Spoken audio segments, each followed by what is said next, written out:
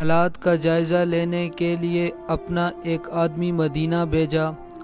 وہاں پہنچ کر وہ کسی سے پوچھنے لگا، آپ کے شہنشاہ کا محل کہاں ہے؟ ہم لوگ شہنشاہ محل جیسے الفاظ سے بالکل آشنا تھے۔ آپ یہ بتائیں کہ ملنا کس سے ہے؟ اس آدمی نے جواب دیا، مسلمانوں کے بادشاہ سے۔ کسی نے کہا، ہمارے ہاں بادشاہ کوئی نہیں، صرف ایک خادم ہوتا ہے جو ہمارے معاملات کا انتظام کرتا ہے۔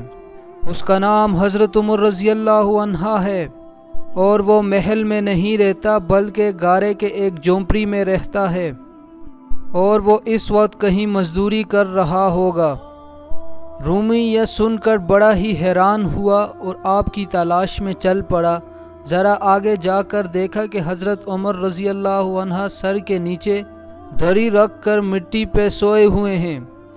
یہ دیکھ کر کہنے لگا، کیا ہے یہ وہ عمر جس کی ہیبت سے دنیا کے فرمان رواؤں کی نیند اڑ چکی ہے؟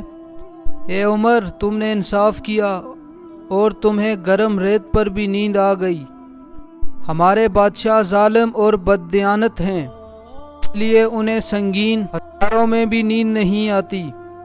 اے عمر، تجھ پہ میں قربان ہو جاؤں، اے عمر، میں تجھ پہ قربان ہو جاؤں۔